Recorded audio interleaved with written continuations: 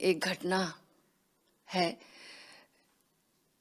Jesus Christ के जीवन की कि एक समुद्री यात्रा पर वे हैं। समुद्र में लोग नाव पर यात्रा में मजा ले रहे हैं। अचानक वहां पर हड़बड़ी मच जाती है, तूफान आ गया है और बहुत जोर का तूफान है। नाव डोलने लगती है। लगता है ये समुद्री तूफान इतने सारे लोगों की जान ही ले लेगा। चीत्कार मच जाती है, लेकिन जीसस क्राइस्ट जो है वो शांत बैठे रहते हैं। लोग बोले कि आप कुछ करते क्यों नहीं, आपको कुछ नहीं हो रहा, इतने सारे लोग परेशान हैं, कुछ करिए। जीसस क्राइस्ट चुप बैठे रहते हैं, आंख बंद, कोई हलचल नहीं जीवन में, वैसे ही थिर, वैसे ही शांत। फिर अचानक उठते हैं, क्योंकि अब कुछ मोमेंट्स हैं कि बस नाव डूबी, तूफान ले डूबेगा इसे।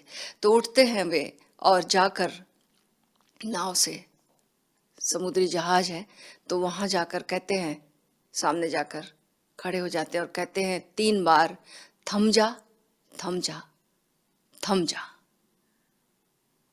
और तूफान थम जाता है। हमारे जीवन में भी, सबके जीवन में भी ये तूफान आते हैं। कभी बहुत तेज हो जाते हैं, वो आंतरिक तूफान, भावनाओं के तूफान, विचारों के तूफान, ये सारे तूफान जो हैं हमारी जीवन नैया को डगमगाते रहते हैं। जीवन की जहाज थपेड़े खाती रहती है, लेकिन हमारे भीतर भी वह क्षमता है कि अगर हम इस तूफान को कहें कि थम जा, शांत हो जा, और वो शांति अवतरित हो सकती है और हो जाती है। किनकी हो जाती है? जिनके जीवन में उनकी ऊर्जा आज्ञा चक्र, तीसरे नेत्र तक पहुंच जाती है। ये वो जगह है जहां से जब हम ऑर्डर देते हैं, आदेश देते हैं, और वो आदेश पूरा होता है। एक डिसिप्लिन, जैसे एक मालिक जो है वो तीर्थ यात्रा पर गया हुआ है और तीर्थ यात्रा में देर लग गई उसे, साल भर की तीर्थ यात्रा है, पहले लंबी हुआ करती थी। घर में बहुत अराजकता फैल गई है, खबरें आती हैं उसे। हर मालिक सोच रहा है कि मैं, हर नौकर सोच रहा है कि मैं मालिक हूं और अपनी ही अपनी चला रहा है। तो बहुत ही झगड़े फसाद, अव्यवस्था, काम का लॉ सब तितर बितर हो गया है। कोई किसी की नहीं मान रहा। लेकिन जैसे ही मालिक लौटता है और लौटने के बाद मालिक की उपस्थिति में सब जो नौकर थे, अपने आप को मालिक कह रहे थे, वे वापस अपना काम करने लगते हैं। और जब हर एक व्यक्ति अपना काम करने लगता है, मालकियत नहीं दिखाता, तो बात व्यवस्था में बदल जाती है। सब कुछ व्यवस्थित हो जाता है, सब कुछ शांत हो जाता है। तो मालिक अगर नदारत है तो नौकर हावी हो जाते हैं और अराजकता और अशांति फैल जाती है। ऐसे ही हमारा मालिक दोनों भौहों के बीचों बीच, अगर यहां से हमारा कनेक्शन नहीं है और हम सोचें कि हम आज्ञा दें मालिकों को, हर एक चक्र अपनी अपनी चला रहा है, कर्म हमें अपनी ओर खींच रहे हैं, भावनाएं अपनी ओर खींच रही हैं, विचार अपनी ओर खींच रहे हैं, ऐसे खंडित इतने हिस्सों में हम बटे कि हमारे हिस्से में कुछ बाकी नहीं रहता। ऐसी हमारी स्थिति है। क्यों? क्योंकि हमारी जो ठहरने की क्षमता है तीसरे नेत्र पर, हमारा जो तीसरा नेत्र है वो कमजोर है। वहां पर हमारी ऊर्जा, वहां पर हम अगर काम करें तो बात बिल्कुल ही बदल जाती है। हर चक्र एक आज्ञा मानने लगता है और एक व्यवस्था, एक ऑर्केस्ट्रा पैदा हो जाती है। इसके पहले ऐसा कि बहुत सारे संगीतज्ञ हैं, अच्छे अच्छे संगीतज्ञ हैं, लेकिन अगर किसी एक डायरेक्टर की नहीं मान रहे तो क्या, कैसा संगीत निकलेगा? अपनी ढपली, अपना राग, एक कियोस पैदा हो जाएगा। जो संगीत पैदा कर सकते थे वो शोर पैदा करने लगेंगे। ऐसा शोर पैदा हो जाएगा जिसमें कि लोग विक्षिप्त हो जाए। हाँ, ध्वनि ध्वनियां विक्षिप्त कर सकती हैं, तो विक्षिप्तता आ सकती है। और ऐसा संगीत भी पैदा हो सकता है कि जिससे भीतर एक शांति उतर आए, हर एक व्यक्ति शांत हो जाए, ध्यानस्थ हो जाए। ऐसा संगीत भी निकल सकता है। लेकिन सारे संगीतज्ञ, विभिन्न ऑर्केस्ट्रा के लोग, अलग अलग वाद्य बजाने वाले लोग एक डायरेक्शन में हैं, एक डायरेक्टर को सुन रहे हैं, बात पूरी बदल जाती है। सभी संतों ने आज्ञा चक्र की महिमा करी है।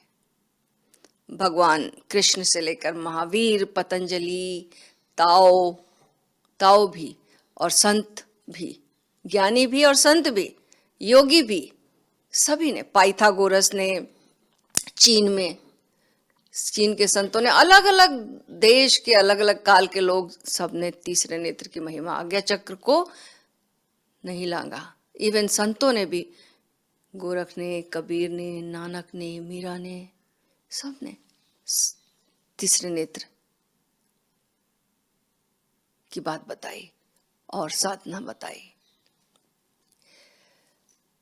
भगवान कृष्ण कहते हैं अर्जुन से कि सांस को अपनी सम कर लो, भ्रकुटी मध्य पर ध्यान रखो, अगर काम क्रोध से मुक्ति पाना है। ऐसे हम सोचें कि कामना विदा हो जाए, काम विदा हो जाए, क्रोध विदा हो जाए, और ऊर्जा तीसरे नेत्र के नीचे नीचे है, तो नहीं है संभव। संसार में रहेंगे, संसार खींचेगा। जब ऊर्जा तीसरे नेत्र पर आ जाती, इसमें एक आकर्षण है, एक चुंबकीय शक्ति है, और फिर हमारे भीतर अपने आप में एक साक्षी का उदय हो जाता है। जब तक हम साक्षी नहीं होंगे, करता रहेंगे, तब तक काम और क्रोध से मुक्ति नहीं हो सकती। साक्षी ही हमें मुक्त करेगा। और साक्षी कब हो जाएंगे? जब हमारी ऊर्जा तीसरे नेत्र पर आ जाएगी। तो सांस को सम, भ्रकुटी मध्य में ध्यान, और काम क्रोध से मुक्ति हो जाएगी, भगवान कृष्ण कहते हैं अर्जुन को। ऐसे ही महावीर बताते हैं कि शरीर को स्थिर कर लो, भ्रकुटी मध्य पर ध्यान ले आओ, मंद मंद श्वासोच्छ्वास करो, ध्यान की विधि बताते हैं। तो सभी लोग अलग अलग ढंग से ध्यान की विधि बताते हैं।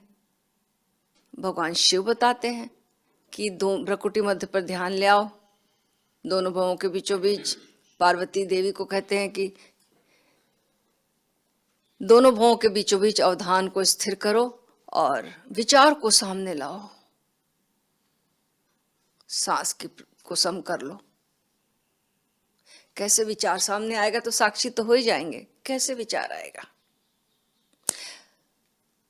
तो एक चुंबकीय आकर्षण है इस चक्र में कि हम जरा सा भी ध्यान दें तो बहुत जल्दी यहाँ पर ध्यान सधने लगता है। कुछ खास मेहनत की जरूरत नहीं पड़ती है। यहाँ से जो है, ऐसे समझो कि नॉन सेलेक्टिव अवेयरनेस का उदय होता है। इसके पहले सेलेक्टिव अवेयरनेस, लेकिन ऐसा है, समझो सेलेक्टिव अवेयरनेस कि अब जैसे एक मार्ग, पगडंडी समझो, पतली पतले रास्ता जा रहा है, वहां से चलना है। और लेकिन यहाँ से जब नॉन सेलेक्टिव अवेयरनेस है तो सारे, अब जीवन में सब कुछ, सारे चक्र हैं और सारे चक्र अपनी अपनी आज्ञा मनवा रहे हैं। तो जब non selective awareness, selective awareness में एक एक के प्रति, काम मूलाधार से करो तो कर्म योग के प्रति, और उसके बाद फिर तंत्र योग, एक एक रास्ता। लेकिन हम तो पूरे हैं ना, हमारे भीतर कर्म भी चाहिए, कभी दिन में कर्म भी चाहिए, बिना कर्म के नहीं रह सकते, कर्म को बाईपास नहीं कर सकते, कर्म तो होगा ही होगा। तो अगर करता है और कर्म है तो फिर फंसेंगे। साक्षी यहां से होगा, तीसरे नेत्र से, अकर्ता भाव से कर्म करना होगा, यहां से ही होगा, ऐसे नहीं हो सकता। तो कर्म जो है अपनी ओर खींचता, भावनाएं अपनी ओर खींचेंगी, सांस अपनी ओर अपने ढंग से काम करेगी। तो हर एक चीज हमारे भीतर मौजूद है। तो हम सेलेक्ट कैसे करोगे? जब जो हो रहा है दिन भर में, उसके प्रति ही अगर हम साक्षी होंगे, तभी हम जागरूकता भरा जीवन जी सकते हैं और बुद्धत्व तक जा सकते हैं। आठों पहर कैसे ध्यान में रहेंगे नहीं तो choiceless awareness non selective awareness में जीना होगा, है ना। तो नॉन सेलेक्टिव अवेयरनेस यहीं से आती है, राजयोग जिसे कहते हैं, यहीं से इसका उदय होता है।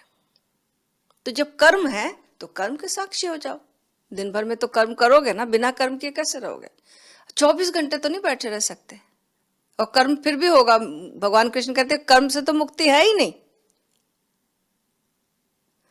कर्म तो सबको ही करना है। तो कर्म हो रहा है ऑलरेडी, भावनाएं आ रही हैं, जा रही हैं, विचार चल रहे हैं। कौन सी चीज को आप छोड़ सकते हो?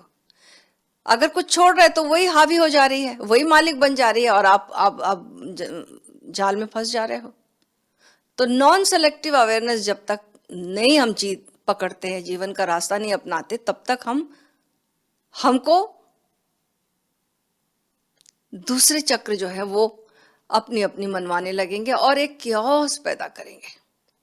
तो नॉन सेलेक्टिव अवेयरनेस जो है मुक्ति का पथ है। ओशो ने बहुत सारे ध्यान बताए इसके लिए, आज्ञा चक्र के, और विस्तृत चर्चा की है उन्होंने गहरे पानी पैठ में। 1.5 घंटे का एक प्रवचन दिया जिसमें कि बहुत ही अद्भुत अद्भुत बातें बताई हैं तीसरे नेत्र के बारे में। जरूर सब लोग पढ़ें उसे। तिलक के बारे में, टीका के बारे में बहुत ही राज खोले हैं उन्होंने, और उन्होंने नासाग्र दृष्टि, नासाग्र दृष्टि के ध्यान भी बताए हैं। उन्होंने गौरी शंकर ध्यान भी बताया है, त्राटक ध्यान भी बताया है, शिव नेत्र ध्यान भी बताया है, मंडल ध्यान भी बताया है कि कैसे ये ऊर्जा जो है तीसरे नेत्र पर आए।